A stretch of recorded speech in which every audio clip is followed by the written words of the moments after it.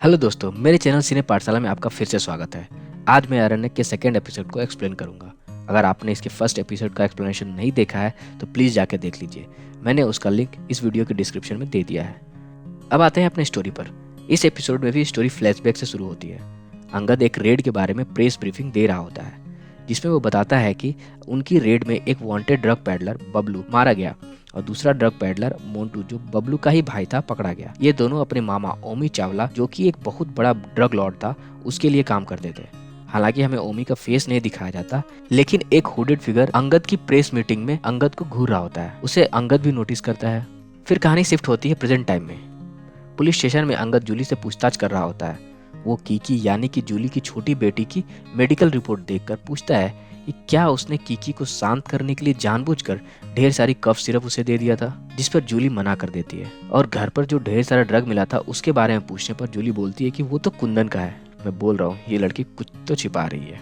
इसके बाद जगदम्बा धूमल का घर दिखाया जाता है। वहाँ जगदम्बा अपने वफादार चंदन से एमी की लाश के बारे में पूछ रही होती है। चंदन बताता है कि ये नर तेंदुआ का ही काम लगता है, क्योंकि लाश को पहले की तरह ही पेड़ पर लटकाया गया था और उस दिन तो चंद्रग्रहण भी था। इस पर जगदम्बा गुस्सा हो जाती है। उसका शक मनहास पर जा रहा होता है। दोस्तों, यहाँ ये तो पता चल गया कि एमी के मर्डर में जगदम्बा का कोई हाथ नहीं है, लेकिन फिर भी वो कांति को बचाना चाह रही थी, पता नहीं क्यों। अब मनहास को दिखाया जाता है। वो नर तेंदुआ वाली बात से काफी नाराज था। उसका पीए यहाँ ये बताता है कि हो सकता है ये अफवाह खुद जगदम्बा ने फैलाई हो। यहाँ बातों ही बातों में वो बोल जाता है कि अब पुलिस को कैसे समझाए कि लाश को पेड़ पर नहीं होना चाहिए था, उसे कहीं और होना चाहिए था। यहाँ ये तो क्लियर हो जाता है कि कुबेर मनहास और उसके साथी एमी के मर्डर में किसी न किसी तरीके से शामिल है और वो इस मर्डर का यूज करके जगदम्बा धूमल को नीचे गिराना चाहते हैं। फिर कुबेर मनहास बोलता है कि मेरे पास अभी एक और रास्ता बचा है। अब वो रास्ता क्या है वो तो आगे ही पता चलेगा। तभी नीलिमा को पेनी का ठिकाने लगता है और वो रवि को ढूंढने लगती है। रवि अपने कमरे में काफी उदास खड़ा हुआ था, जैसे किसी बात का गिल्ट हो उसमें। फिर वो अपनी गन को लोड करने लगता है। इधर अंगद जूली के होटल जाता है, लेकिन वहाँ कस्तूरी पहले ही से पहुंचकर चौकीदार से पूछताछ कर रही होती है। चौकीदार उन्हें बताता है कि जूली और उसकी फैमिली अक्सर सिरोना कैफे जाते थे। इसके बाद अंगद न चाहते हुए भी कस्तूरी को लेकर सिरोना कैफे पहुँच जाता है, जहाँ वो कैफे के मालिक गोविंद से पूछताछ करने लगता है।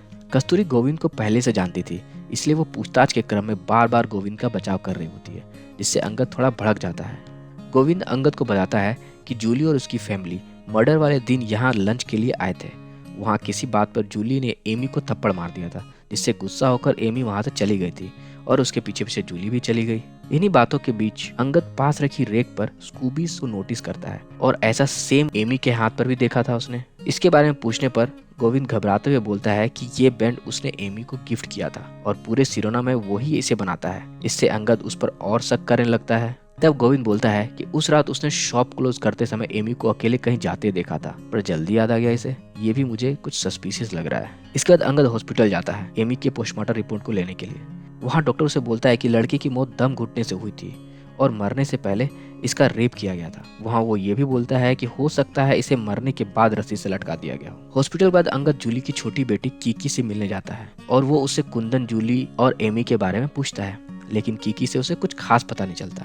पुलिस स्टेशन आकर अंगद गोविंद की फोटो सस्पेक्ट बोर्ड पर लगाता है, जिसे देखकर कस्तूरी थोड़ा गुस्सा होती है। तब अंगद उसे रेप वाली बात बताता है, जिससे उसे भी थोड़ा झटका लगता है। दरअसल वो बार बार जूली पर ही शक कर रही होती है। फिर अंगद जाकर जूली को एमी के रेप और मर्डर के बारे में बता देता है, जिससे वो रोने लगती है।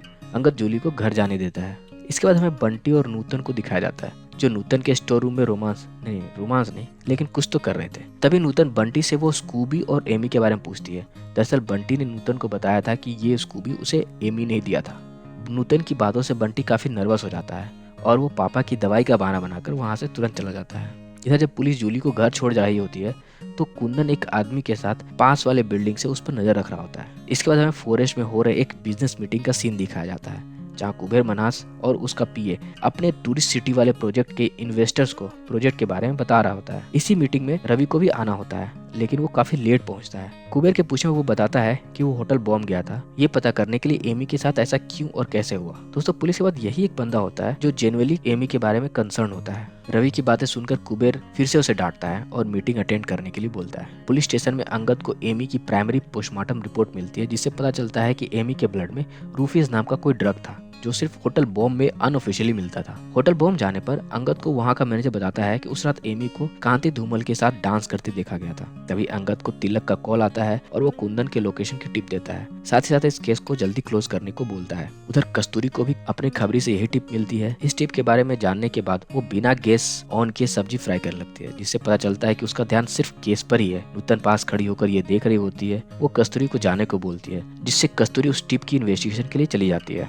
जब अंगद कुंदन की लोकेशन पर पहुंचता है तो उसे पता चलता है कि कस्तूरी और महादेव पहले ही आकर कुंदन को पकड़ कर ले गए। पुलिस स्टेशन पहुंचने पर अंगद देखता है कि कुंदन को लॉकअप में बंद कर कस्तूरी खुद पकोड़े खा रही होती है। इससे अंगद काफी इरिटेट हो रहा होता है, क्योंकि ये केस उसका होता है और कस्तूरी छुट्टी पर होती है, फिर भी बार बार इस केस में इंटरफेयर कर रही होती है। कस्तूरी की इन हरकतों से अंगद को ये समझ आ जाता है कि वो इसमें इंटरफेयर करती रहेगी, इसलिए वो उसे भी कुंदन के इंटरोगेशन के लिए बुलाता है। इंटरोगेशन में कुंदन बताता है कि उस रात एमी क्लब जाने की जिद कर रही थी। जूली ने उसे रूम में बंद कर दिया था, लेकिन एमी फिर भी भाग गई। रात में जब उसने एमी को अपने बेड पर नहीं पाया तो वो भी होटल बॉम्ब चला गया, जहाँ सामने ही वो मिल गई। उसका होटल में किसी ने रेप किया था। उसके साथ ये किसने किया ये पूछने पर एमी उसे होटल के अंदर ले गई और एक लड़के की तरफ इशारा कर दिया। वो लड़का कांति धूमल था। कांति धूमल को पहचानने पर कुंदन एमी को लेकर वहाँ से भागने लगा, लेकिन रास्ते में कांति के लोगों ने उसे पकड़ लिया और एमी को अपने साथ ले गए। उन्होंने कुंदन को भी जान से मारने की धमकी दी, इसलिए वो छिपता फिर रहा था। कांति धूमल का नाम सुनते ही अंगद का सीन तिलक वहाँ आ जाता है, जैसे उसे इसी बात का इंतजार था। वो अंगद और कस्तूरी को साथ काम करते हुए देखकर खुश भी होता है।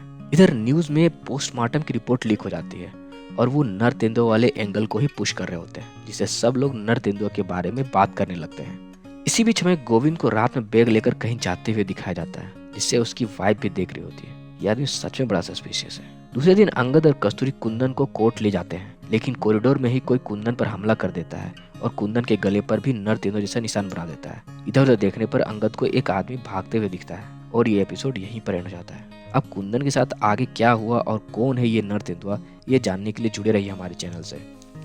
अगर ये वीडियो आपको अच्छी लगी हो तो प्लीज़ इसे लाइक कीजिए, शेयर कीजिए और आने वाले न्यू वीडियोस की नोटिफिकेशन के लिए बेल आइकन वाले बटन को भी दबा दीजिए।